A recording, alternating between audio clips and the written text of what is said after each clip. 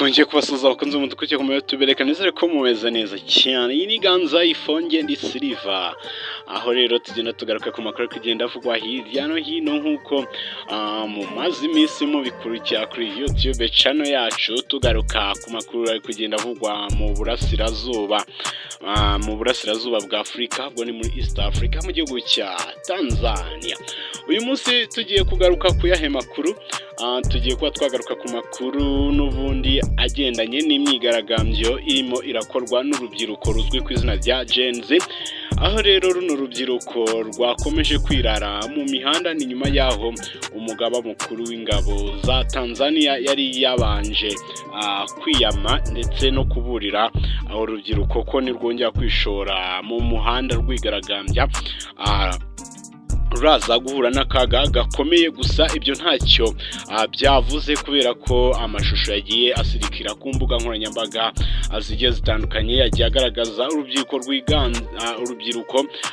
ruri kugenda rwigabiza imihanda, rugenda rufata utuboxi two gutoreramo cyangwa se bakoresha batora, bagenda badukinamo umupira. Reka nizere ko umeze neza uri kudukurikira hirya no hino, yaba mu Rwanda ndetse no hanze y'u Rwanda. Uyu ni Silver, iyi ni Ganza Info. Tugiye kuba twagaruka ku makuru noneho ari update kugenda avugwa mu gihugu cya Tanzania. Mwagiye mubibona ku mbuga nkoranyambaga zigiye zitandukanye bivugwa ko uwo bita Samia Suluhu ariwe watorewe kuyobora igihugu cya Tanzania mu matora. Kino gihugu cya kimaze iminsi kiri mu matora, ariko ni amatora yakurikiwe n'imyivugatanyo n'imyigaragambyo y'urubyiruko bamagana kuba Samia Suluhu yarakandamije abari guhangana nawe ku mwanya cyangwa se ku ntebe y'ubuperezida. Bamwe arabafungisha, abandi ntibamenya iyo barengeye. Ibi rero byatumye urubyiruko ruhagarara rukishora mu muhanda rwamagana akarengane. Amakuru yaturuka muri Tanzania nuko avuga ko kuva perezida yagaragara mu ruhame arimo aratora cyangwa ari arashyira ijwi rye mu gasanduka kabugenewe, kuva icyo gihe atayongera kugaragara mu ruhame kubera ikibazo cy'umutekano muke uri kugaragara muri Tanzania. Hanyuma rero amakuru dukura muri Tanzania nuko avuga ko bamwe mu bahanzi bagaragaye muri kampeni yo kwamamaza Samia Suluhu bagiye batwikirwa ndetse bangirizwa na business bari bafite cyangwa bakoreraga hariya mu gihugu cya Tanzania. Bamwe banagaragaye barimo barahunga berekeza mu gihugu cya Kenya, harimo n'uwo bita Diamond Platnumz, nk'uko amakuru aturuka muri TZN agenda abigarukaho. Imyigaragambyo ubundi yatangiye urubyiruko rusaba ko amatora yazagenda neza.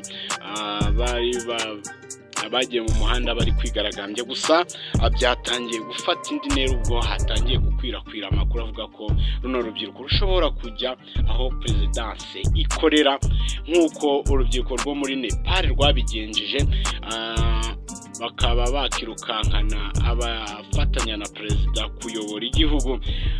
Ibi rero bikaba byateye ubwoba abaperezida bayobora ibihugu bihana imbibi n'igihugu cya Tanzania, nk'uko amakuru agenda abivuga. Runo rubyiruko rukaba ruvuga ko kuva Samia Suluhu yayobora, mbibutsa ko yayoboye kubera ko Magufuli yitabye Imana, yari amazeho imyaka 2. Rero yari ari kuyobora manda yo kugira ngo yayoboye ino manda kugira ngo arangize manda ya Magufuli, uze ngo n'itegeko nshinga rya Tanzania rimwemerera kuba yakiyamamaza. Rero yagaragaye mu bikorwa byo kwiyamamaza kugira ngo areko yatorerwa kuba umukuru w'igihugu, none nawe akayobora manda yiwe aho gukorera mu ngata Magufuli watabarutse. Urubyiruko rukaba rushyira mu majwi ubutegetsi bwa Samia ko ubutegetsi bwe bwatumye ubukene bwiyongera mu gihugu cya Tanzania, ndetse n'ibiciro by'ibicuruzwa ku masoko bigenda bizamuka.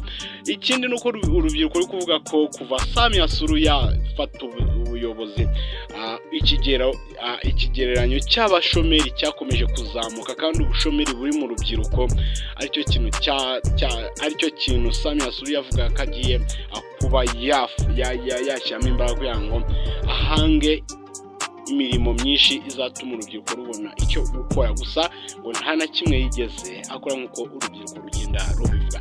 Amakuru ari kuvugwa muri Tanzania ubu ni uko Samia Suluhu nta muntu uzi aho aherereye, aheruka kugaragara mu ruhame ubwo yarimo agiye gutora, gusa ubu ntawe uzi aho aherereye. Abandi bantu bagiye bamufasha harimo n'abahanzi nabo bamaze gufata rutema ikirere bahungira mu gihugu cya Kenya kugira ngo barebe ko bakiza ubuzima bwabo. Urubyiruko rwarakaye kubera ko umuntu wese rwabonye ari muri kampeni yo kwamamaza uno mu perezidakazi w'igihugu cya Tanzania arimo aragenda ahura n'ibibazo, cyane cyane business iyo ariyo yose yakoze, business iyo ariyo yose akorera muri Tanzania iri guhura n'uruva gusenya, aho rero byagiye bigaragara n'uno rubyiruko rwigaragambya mu muhanda rurimo ruratwika amamodoka, amapine, ndetse rwaya no muri business y'umuhanzi uzi ko yigeze kuba yagaragara muri campaign yo kwamamaza uno mubyeyi, nayo bagendaga bakayangiza. Ari nayo mpamvu bamwe mu bahanzi bahisemo kuba bavuye muri Tanzania kugira ngo barebe ko imyigaragambyo ndetse n'ituze byagaruka muri Tanzania. Abantu bari kwibaza ati se ibi bintu bizaherera hehe? Ese ino myigaragambyo izarangira bigenze bite? Urubyiruko ibyo ruri gusaba ese ruzabihabwa rubone kuva mu muhanda?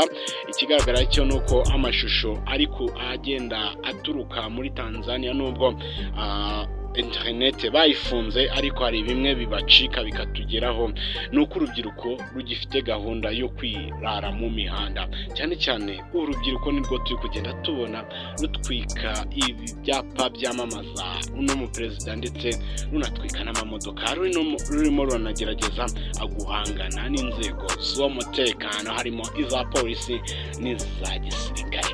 Ibi rero bikaba byarageze no mu bihugu byo mu burengerazuba, bikaba byamaganiye kure ibiri kubera mu gihugu cya Tanzania nk'igihugu cyafatwaga nk'igihugu cya demokarasi muri Afurika, kubera ko ubundi Tanzania iri mu bihugu byagiye bisimburanwaho n'abategetsi, ibintu byo barangwamo amakudeta ibiki ntabwo byigeze bihaba cyane.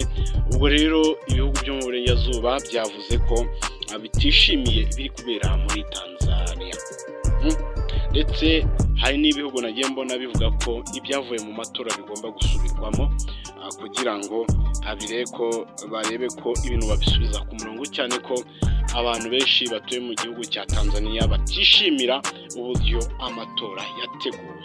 Impamvu ni uko mu minsi yashize Samia yatangajwe nk'umuntu watsinze amatora, ariko mu by'ukuri n'ubundi nta muntu bari bahanganye, niwe wenyine wari guhanganira intebe y'umukuru w'igihugu muri Tanzania. Ibi rero byongereye uburakari urubyiruko ruvuga ko bitari bikwiye kuba umuntu yajya guhatanira intebe y'umukuru w'igihugu, abo bari guhatanira nabo bamwe bakaburirwa irengero, abandi ngo bagafungwa. Ariko ibyo urubyiruko ruri gusaba biri kugenda byongera umunsi ku munsi. Byatangiye ari ukuvuga ngo dukeneye akazi, aho rero bari bafite sirogo ivuga ngo niba no job no vote, niba nta kazi dufite nta nubwo tuzajya gutora. Ari nayo mpamvu ku munsi w'itora uribuka ko ubundi amatora yabaye muri Tanzania yabaye iminsi 2, aho rero Zanzibar yabanje gutora, ikigo cya Zanzibar cyo cyabanje gutora, hanyuma Tanzania nayikurikiraho, ariko ubwitabire bwari bukeya cyane nk'uko mwagiye mubibona ku mbuga nkoranyambaga. Mukomeze mugire ibihe byiza. Ibi byo muri Tanzania turakomeza tubibakurikiranire, amakuru yose arajya aturuka tujya tuyashyira hano. Mukomeze mube update, mukora subscribe kuri Ganza Info. Nge Fisto da Silva, tuze guhura mu masaha ari imbere. Bye bye.